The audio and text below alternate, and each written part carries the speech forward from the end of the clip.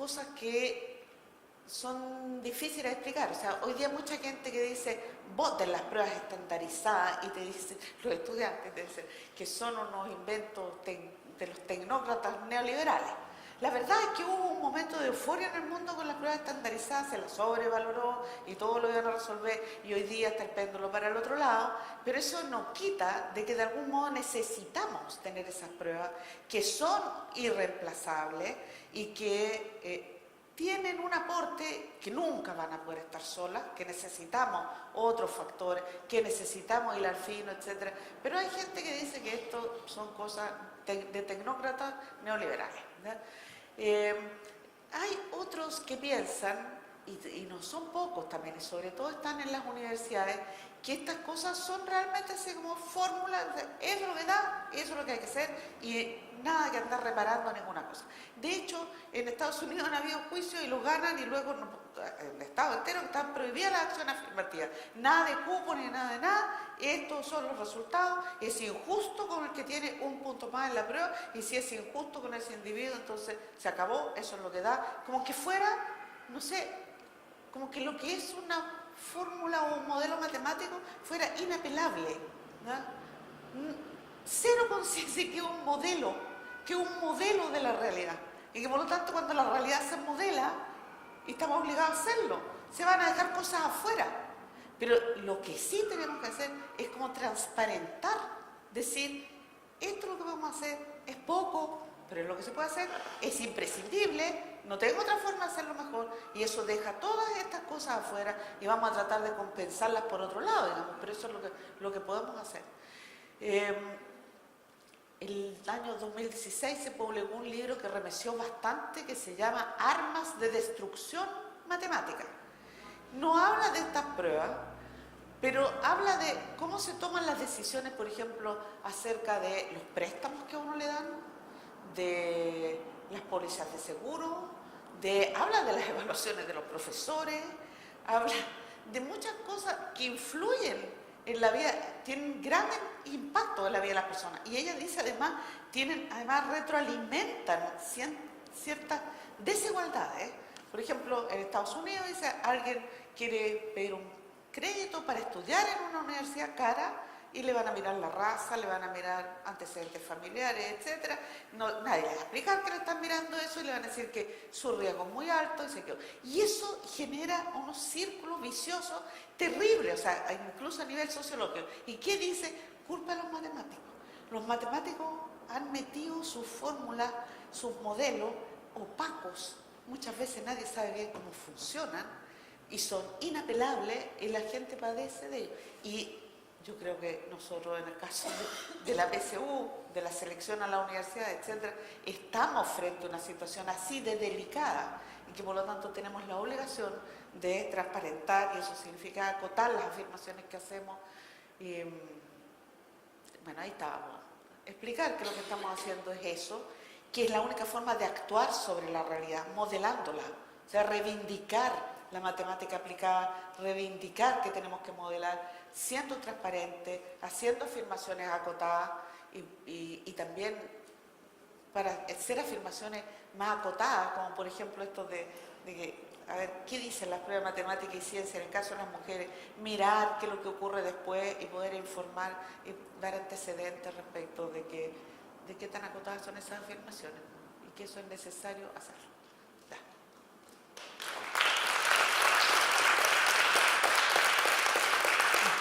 Bien, agradecemos a Leonor. Hay hartas preguntas. Vamos a partir por acá.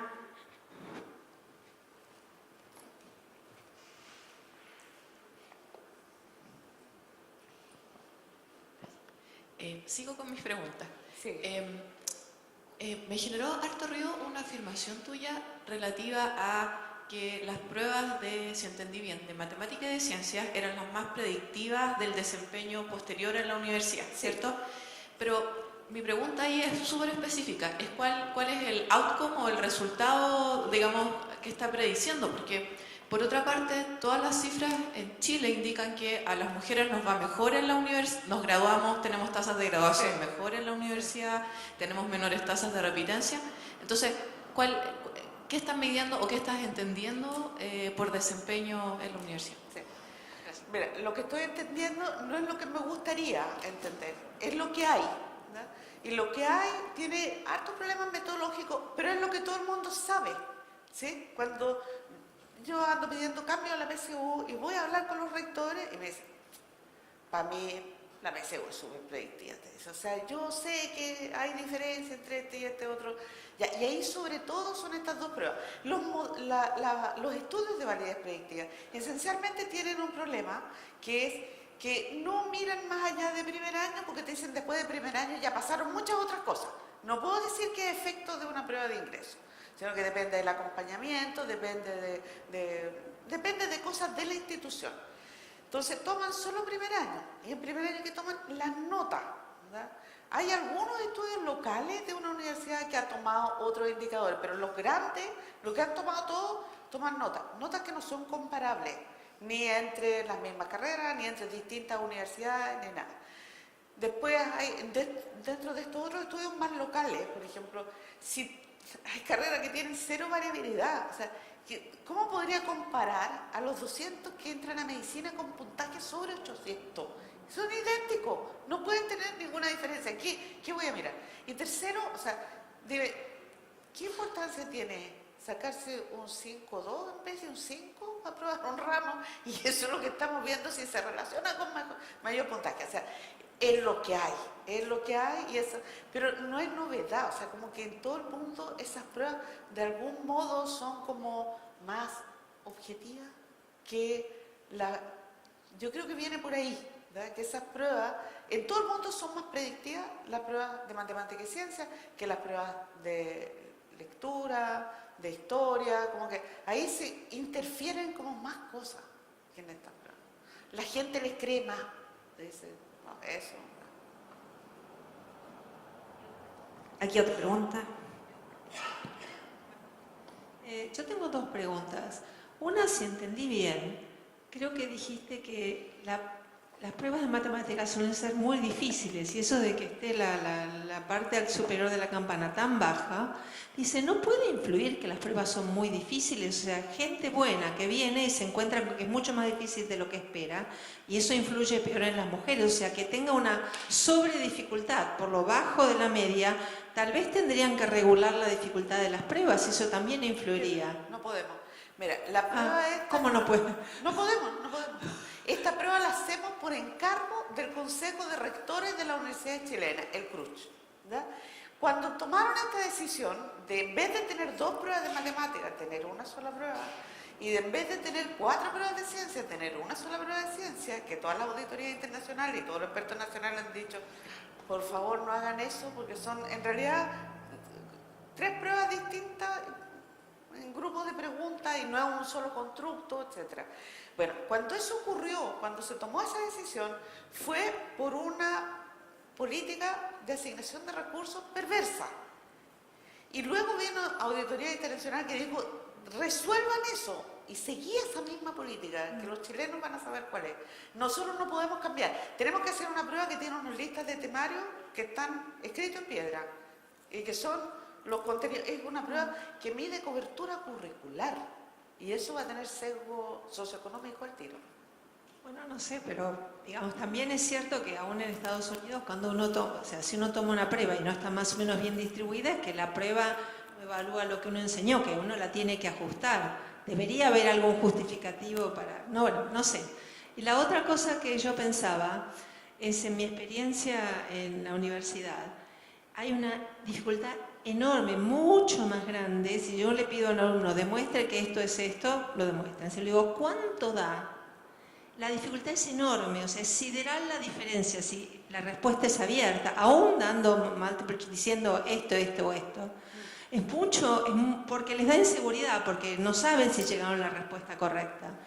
Entonces, si las pruebas están basadas esencialmente en esto, por ahí habría que entrenar a los chicos de las escuelas medias mucho antes a respuestas de este tipo, donde tienen que responder sin saber cuando terminaron si la respuesta es correcta o no. ¿Eso se hace? No, es que en esta prueba eso no ocurre. La prueba tiene 5 alternativas.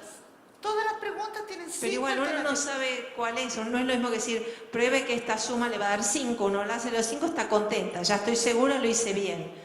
Cada vez que es así estoy insegura si lo que hice es lo correcto. Y eso en las mujeres todavía es peor, o sea que por ahí haría falta un training de este tipo de respuestas, de no estar segura si la respuesta es correcta mucho antes, que tal vez ayudaría, digo, no sé. ¿Ah? Los entrenan para esto. Desde que entran, los entrenan para esta prueba. Pero aparentemente los entrenan más en esas escuelas privadas que comentabas. Por supuesto, sí. Sí. Entonces, por lo que yo entendí, la razón por la que no se separan las 3 pruebas de ciencia es únicamente económica, de presupuesto. No, en este momento es política, pero esperamos que se va a resolver, ¿no? Porque esencialmente esta prueba tiene un origen muy terrible, pero un origen que somos todos cómplices de ese origen. En Chile se hizo una reforma que era como icónica de la vuelta a la democracia, que era la reforma al currículum. Todos esperamos que con esa reforma iba a cambiar la educación en Chile, iba a mejorar, etc. Eso se hizo con un préstamo al Banco Mundial. Luego el Banco Mundial dijo, y que también se invirtió esta platita, hagamos una prueba de egreso para ver cómo se implementó el currículum, y eso mismo fue la prueba de selección universitaria. Y luego, antes de esa reforma, donde habían 2 pruebas de matemática, 3 pruebas de ciencia, etc., ocurrió que se asignaban recursos a las universidades dependiendo de cuántos alumnos captaban con buenos puntajes en las pruebas obligatorias, que eran las pruebas de habilidades, las pruebas básicas, ¿no? Entonces ninguna universidad iba a querer no recibir ese dinero porque a un alumno que le iba muy bien en las pruebas básicas le iba mal en una prueba específica, en una prueba avanzada. Entonces eliminaron, nadie pedía las pruebas específicas, fue un incentivo económico perverso. Y eso se acabó, el AFI se acabó este año. O sea, ahora podemos volver a tener una batería más amplia de pruebas, etc. Sí, porque desde un punto de vista secundario y también por el dinero que muchos estudiantes gastan en preuniversitario, sería más conveniente para nosotros tener separadas biología, física y química. Esa era una pregunta. Y algunos sesgos, usted dijo que la prueba, las diferencias no vienen por cómo está hecha la prueba, por el diseño, que es difícil arreglar eso, pero ¿se pueden hacer cambios en la misma prueba que puedan mejorar ese sesgo socioeconómico y de género, o directamente tendrían que haber cambios externos a la prueba para mejorar eso? O sea, si a la